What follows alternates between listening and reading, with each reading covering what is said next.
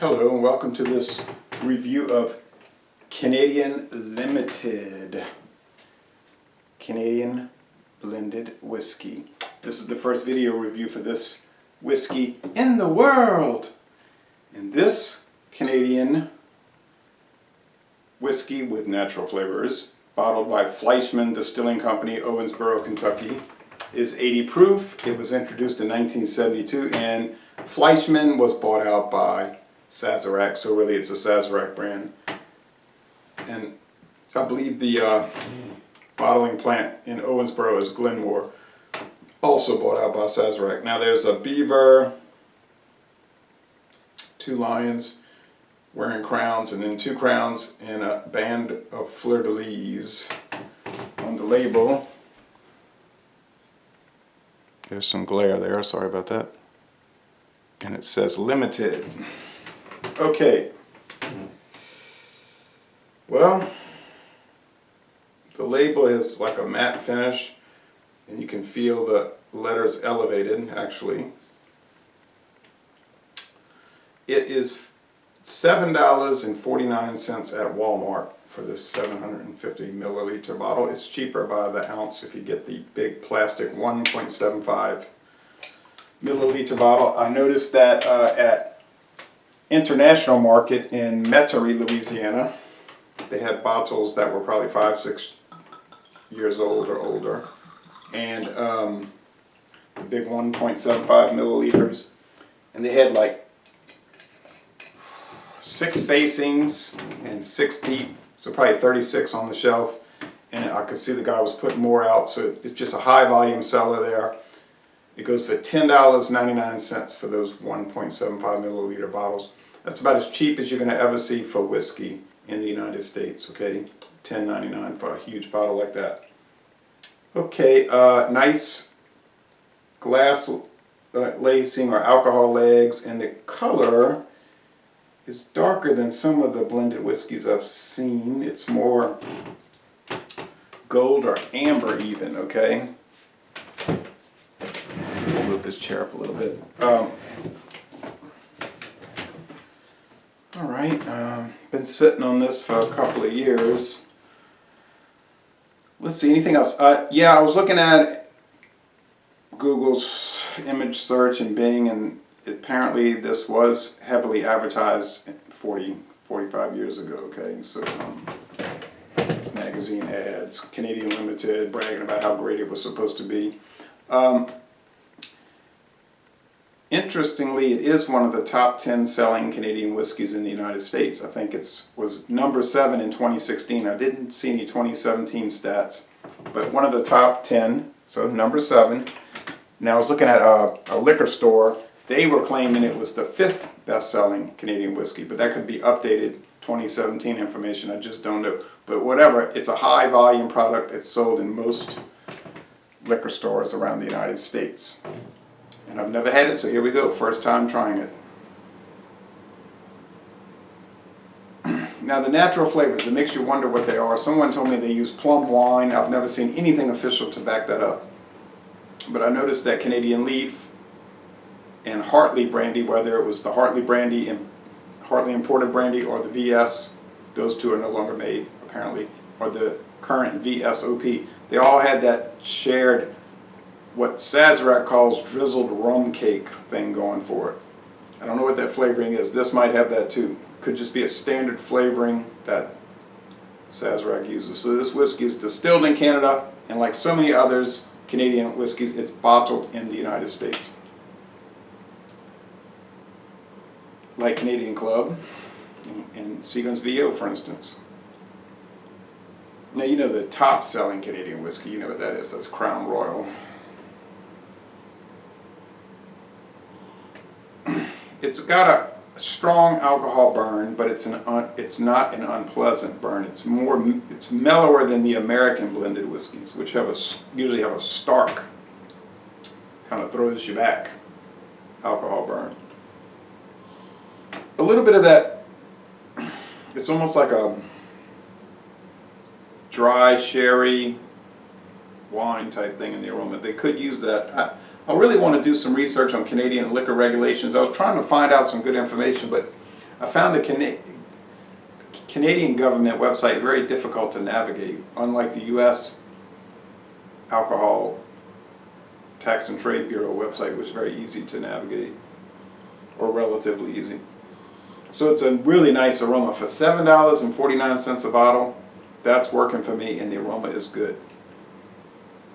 Now, as a counterpoint, I can get the McCormick blended whiskey for $5.99 a bottle if I go to Chalmette, Louisiana. So let's see how this matches up against that one.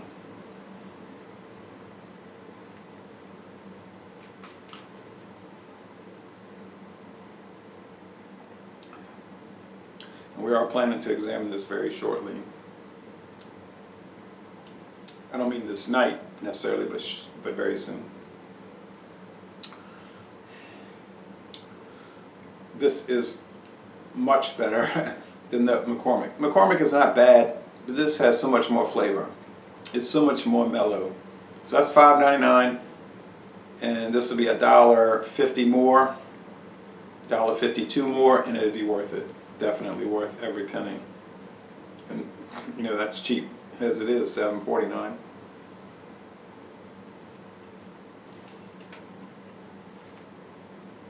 Most stores around here sell this liquor, this whiskey, but they can't match the Walmart price point. So let's talk about the taste. Well, real fast, the body is medium, and the finish is medium also. It's a moderate finish. Doesn't linger too long, doesn't drop off too quickly. I want to say actually it's sort of a long to moderate to long finish. It does kind of hang around a little bit now that I'm sitting on it, thinking on it. But it's very pleasant. It's not off-putting in any way. So the flavor.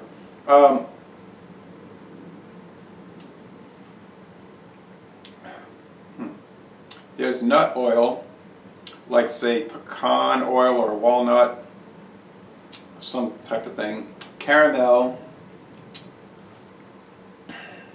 Some fruitiness of some sort. I don't know what it would be. There's grain, just an indistinguishable cereal grain, kind of round, like you can't tell what's corn, what's barley, what's rye.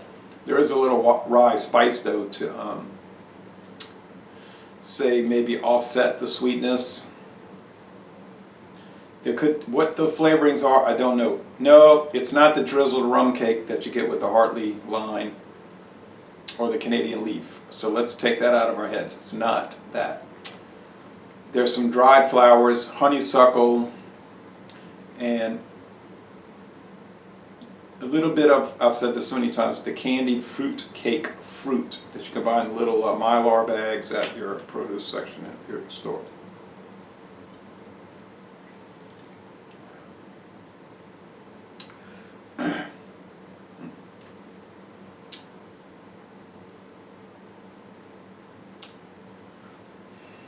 The American blended whiskeys, when you put them up against the Canadians, they just don't seem to match up or hold up.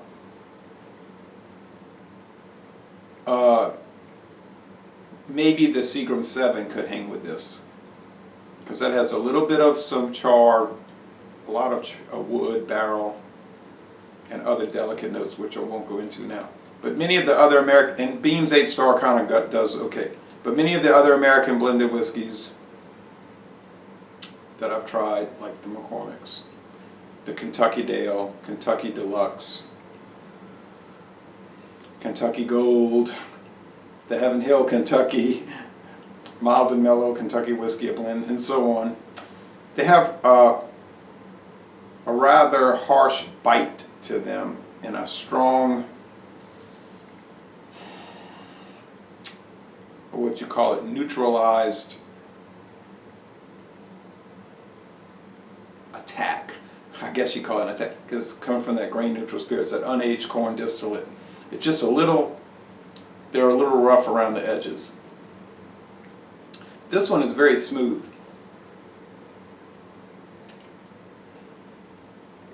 Let's think of the Premier. Crown Royal, well, obviously it's not going to go up and match up against that. Seagram's VO Gold would kill it. Seagram's VO, now we're getting down closer to a fair competition. I think this could go do very well against Seagram's VO, and in some ways, and probably it would beat it with it because of the added flavorings. Now you say, well, that's cheating.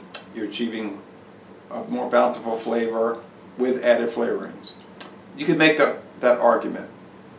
The VO is just straight, it's just Canadian whiskey, blended of course, but no flavorings added to my knowledge. So you get more of a American style with it, but it's a little bland. Okay, the Canadian Club would be a better match to this in a competition because it's more in this vein. You get the little, do they use flavoring in Canadian Club? Not to my knowledge, but I wouldn't be entirely shocked to find out that plum wine or some sort of item was added to Canadian Club, because it has some of these kind of hard to describe characteristics to it. Would I like to put this into competition against all those that I named? I certainly would, and I plan on doing it.